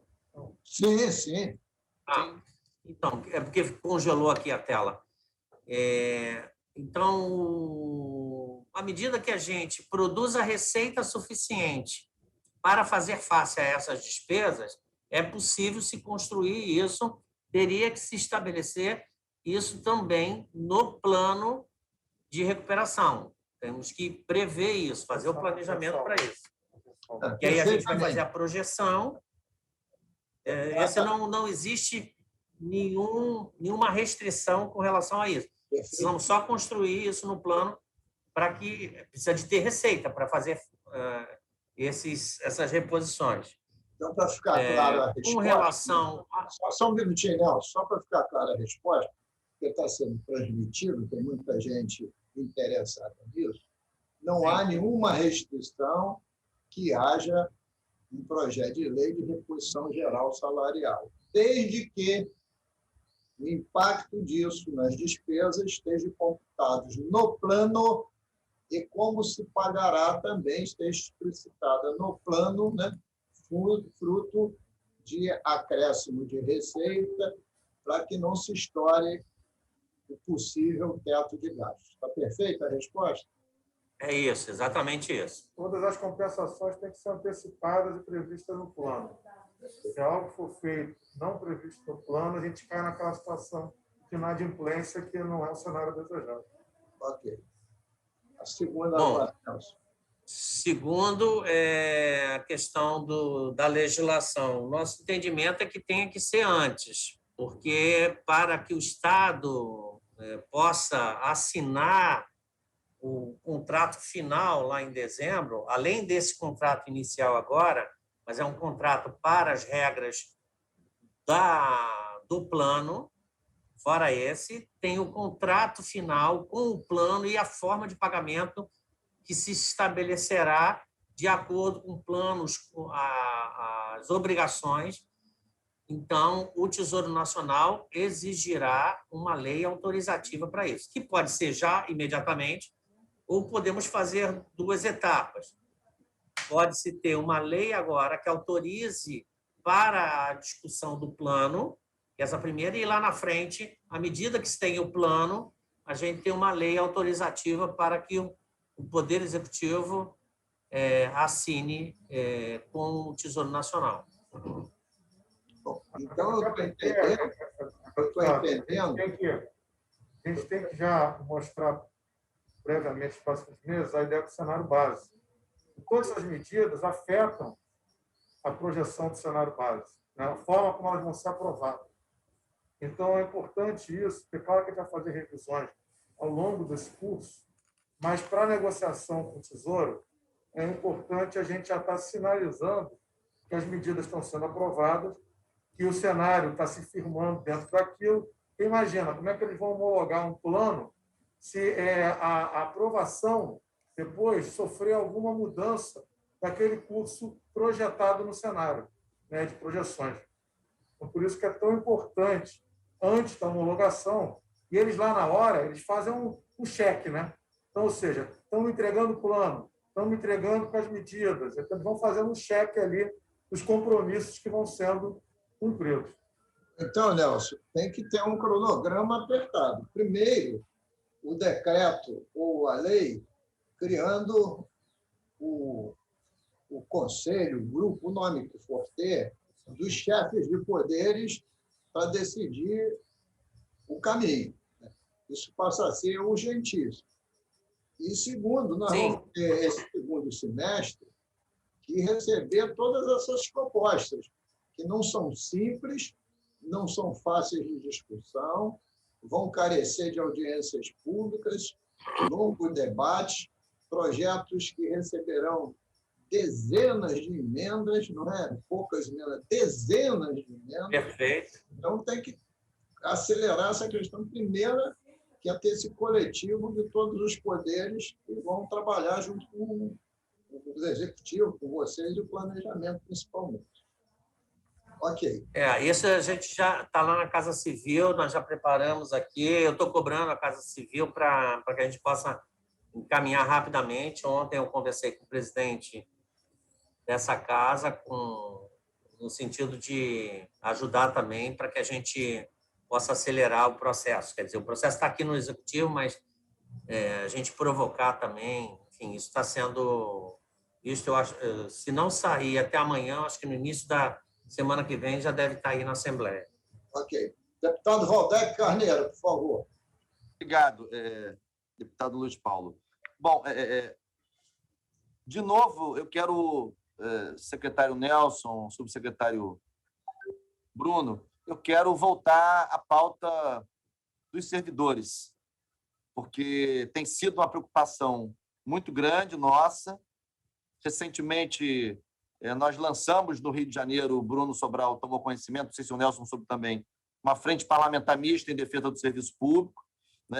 E é claro que a gente entende que o que o Estado quiser praticar, digamos assim, ao longo desse período de vigência do regime, tem que constar nesse plano que será apresentado nesse período de 180 dias. Mas, assim, a pergunta que eu quero fazer aqui é a seguinte: está pacificada a ideia de que o que vier a acontecer em relação aos servidores públicos é doravante, ou seja, para os servidores que vierem a ingressar no Estado, ou isso não está claro ainda, né? Esse é o primeiro aspecto da pergunta dos servidores. E quanto à questão da recomposição, que o Luiz Paulo perguntou, eu só quero lembrar, assim, Luiz Paulo, nunca é demais, né? lembrar o artigo 37, inciso 10 da Constituição Federal, porque o Estado de Direito no Brasil está muito esculhambado, é verdade, mas assim, esse artigo está em vigor e assegura as revisões anuais dos salários, enfim. Então, eu queria fazer primeiro essa pergunta. A segunda coisa que eu queria perguntar, tem alguma forma, estou perguntando porque não sei, né? Quero saber, tem alguma forma de rever o acordo que o Rio de Janeiro fez em relação às compensações da Lei Candir? Tem alguma forma de repactuar com a União? Porque é um acordo horroroso que foi feito, né? As perdas acumuladas desde 2017 são enormes, eu não sei, talvez na casa de 60 bilhões de reais, e a gente faz um acordo para receber 180 milhões por ano ao longo de 17 anos. Tem alguma margem para isso ser revisto? Segunda pergunta. E terceira e última. Tem alguma margem também para mitigar, para diminuir, enfim, a dívida que a gente tem com a União?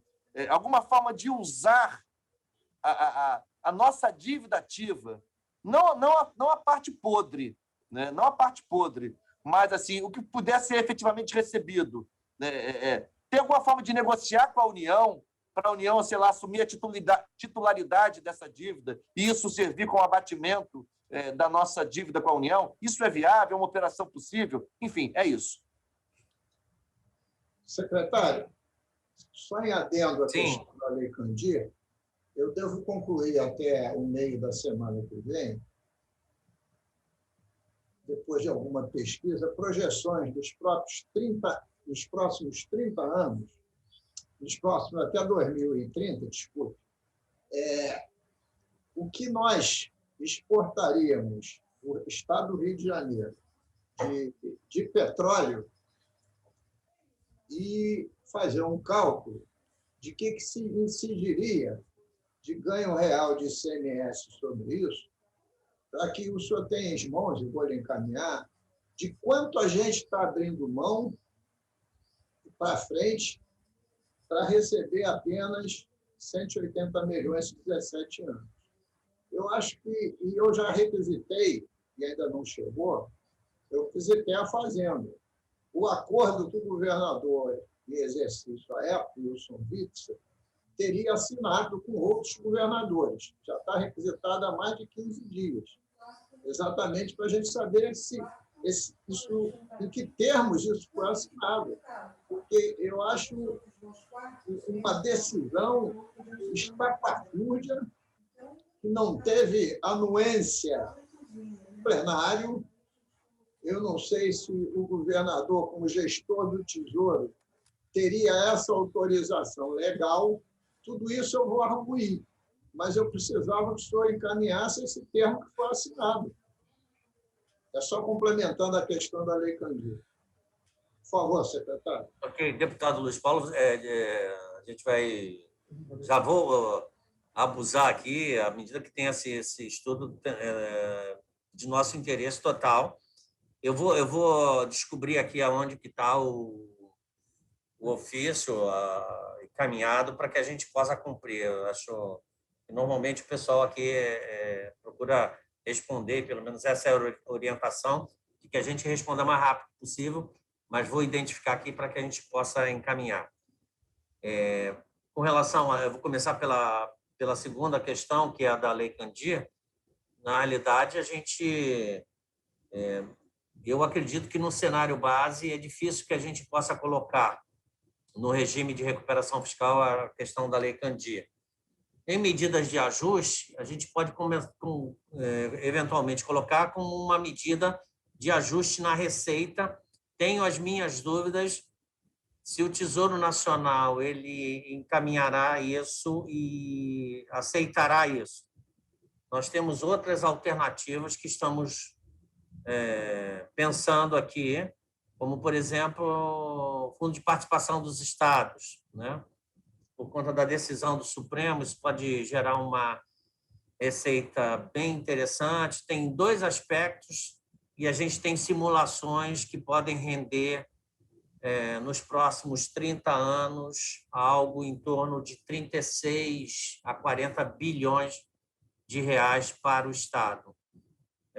Assim que eu cheguei, a gente já tomou isso como uma das principais bandeiras aqui de geração de receita. É uma discussão antiga de uma legislação de 2010 que não foi aplicada, teve uma decisão do ministro Gilmar Mendes, que acabou definindo que seria para frente, aí tem uma legislação no Congresso Nacional. Então, nosso entendimento tem duas possibilidades e a gente está trabalhando com as duas. Isso pode gerar uma arrecadação para frente e essa seria uma das condições que também o próprio pessoal nosso aqui, que cuida só de política fiscal e basicamente do regime, hoje a Subsecretaria de Política Fiscal, nesse primeiro momento, está dedicada exclusivamente, o Bruno, que é o subsecretário responsável, tamanha a importância do regime, nós recriamos a Subsecretaria de Política Fiscal, e o Bruno é o titular, e hoje a gente está focado na questão do regime, mas tem outras coisas de política fiscal que, assim que a gente terminar o regime, nós pretendemos trabalhar. Então, é possível se botar em medida de ajuste, é meu juízo, mas eu acho que o Tesouro Nacional, em função do acordo assinado, não aceitará isso como medida de ajuste do lado da Receita. Mas essa é uma discussão que a gente vai fazer ao longo do tempo, inclusive. Nada impede de nós colocarmos isso pelo entendimento que a gente tem, os prejuízos, mas o Tesouro vai falar, mas já tem um acordo assinado, então não aceito isso como medida de ajuste na Receita, porque a probabilidade disso se tornar receita efetiva é baixa ou nenhuma, enfim, eles podem adotar. O Rio de Janeiro, eventualmente, pode questionar judicialmente o prejuízo, enfim, tem algumas alternativas que podem ser feitas, mas também, segundo a minha visão, é de que essas medidas deveriam ser no âmbito judicial e não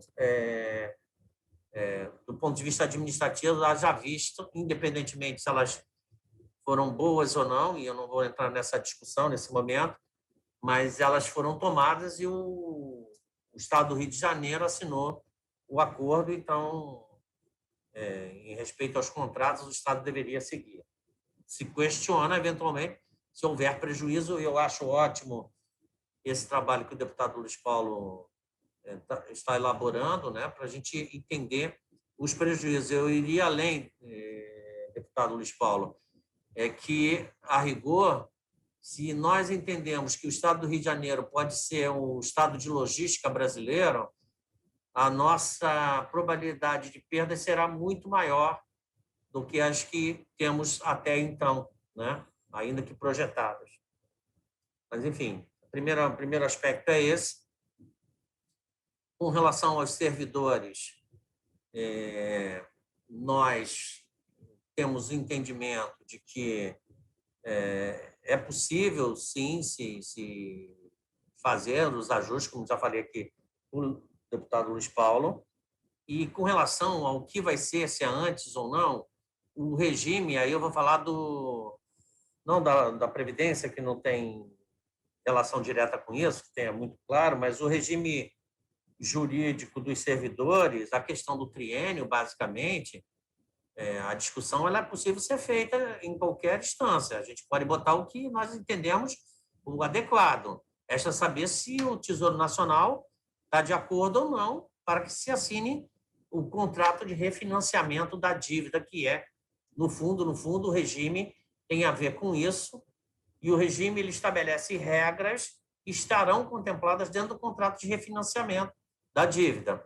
Uma delas é que o triênio você não perde direito adquirido até agora, mas daqui em diante perderia, no caso do triênio.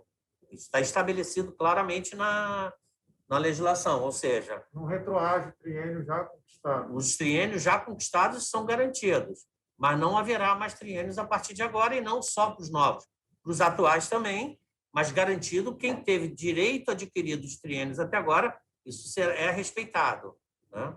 Então, esse é o entendimento também que a gente me parece lógico, mas é bom reforçar. Por último, com relação a eventuais ativos que o Estado tem, essa é uma discussão que nós temos feito aqui, né? Enfim, já dei até algumas entrevistas falando, sem que a gente mencione quais são os ativos, porque tem vários ativos, na realidade, que podem ser utilizados, porque quando você não tem um resultado de caixa positivo que te permita pagar a dívida, você pode se fazer valer dos ativos existentes para pagar a dívida. E respondendo sobre a lei complementar, não existe nenhuma restrição com relação a ele. E aí, com relação a ativos, entenda-se todos os ativos possíveis. Todos. Que a gente possa dispor para pagar a dívida, né? Inclusive de receita futura, como a gente está falando aqui do FPE, que eu acabei de dizer para vocês. Isso se aplica também às dívidas inscritas na dívida ativa? Se aplica a todas as dívidas, todos os ativos. Todos os ativos. Resta saber também se o Tesouro Nacional aceitará ou não.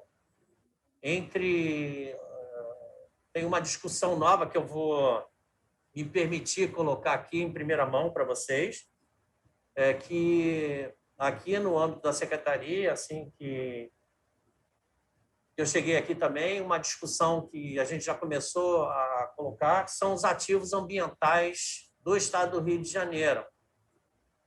Então, a gente já está estudando a possibilidade de mensuração desses ativos ambientais.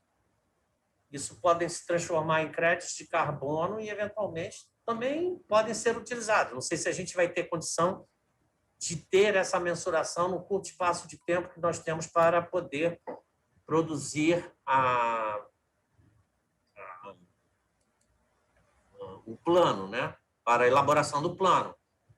Mas, se tem uma coisa, o deputado Valdec já me conhece, o deputado Luiz Paulo, o deputado Eliomar, não tive o prazer de conhecer pessoalmente, não sei se tem mais algum deputado, mas muitos deputados que já me conhecem sabem que se tem uma coisa que eu não sou, é ortodoxo, né? Então, tudo que a gente puder construir de alternativas face à dificuldade do momento que nós estamos vivenciando, nós buscaremos, né? Sempre dentro do limite da lei, mas, ao mesmo tempo, buscando alternativas para que o Estado do Rio de Janeiro possa construir novos horizontes e não ficar dependente apenas dos seus resultados primários para pagar a dívida. Nós estamos buscando isso, deputado. É importante destacar também que o novo regime ele prevê uma revisão bianual. Então, a cada 2 anos, o regime pode ser revisto. Então, novas, né, captações, como o secretário aqui mencionou, ambiental, se não entrar no plano, daqui a 2 anos, evidentemente, pode, inclusive, outras coisas serem pensadas nessa revisão bianual. É importante destacar isso. Assim, apesar de ser 9 anos, né, a extensão prevista, 2 em 2 anos, a gente pode rever as coisas, inclusive para sentir as dificuldades ou novas oportunidades alternativas.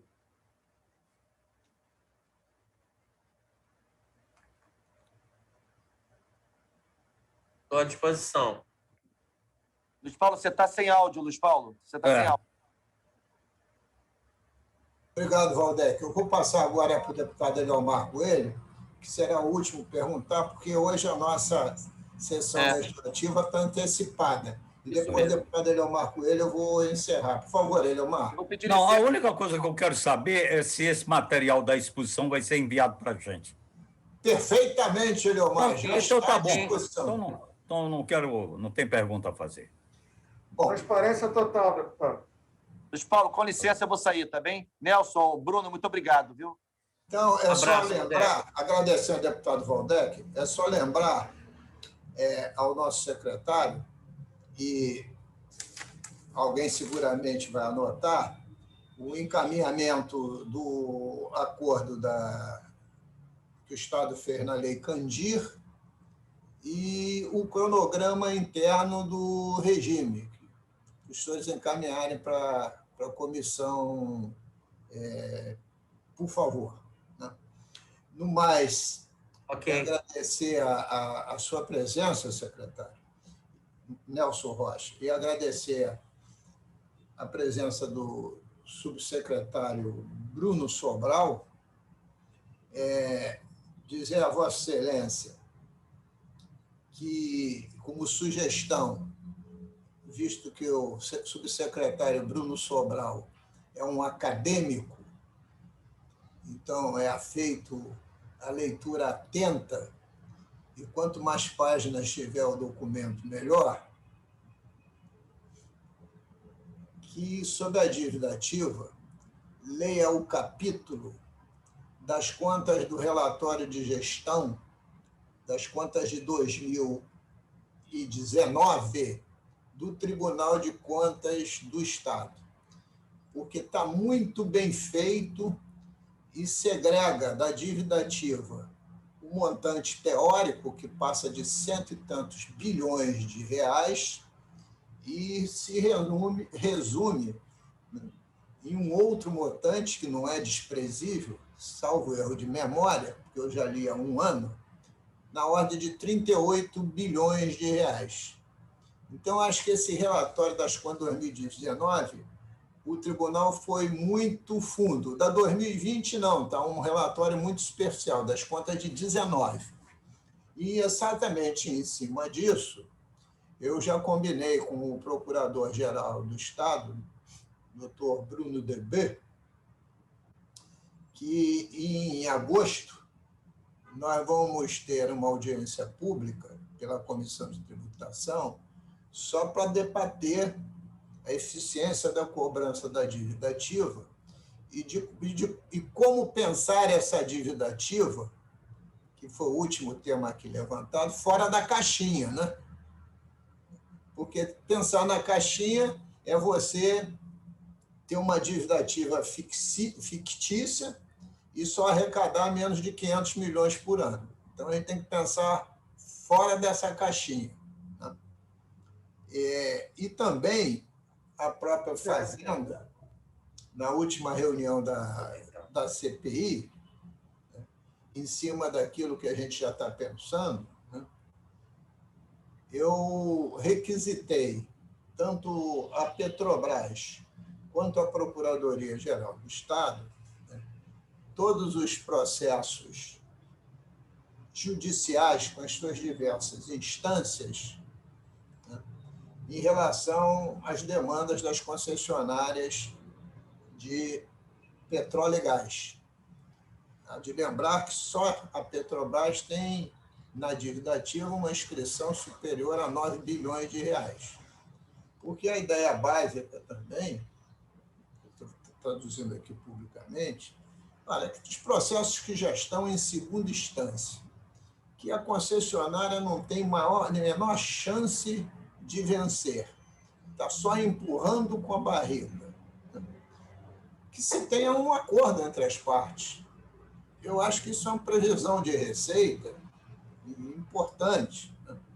Então, esse é um outro caminho, e isso faria diminuir também o tamanho da dívida, porque são bens, são ativos praticamente líquidos e certos. A gente só não consegue dizer em que ano, né?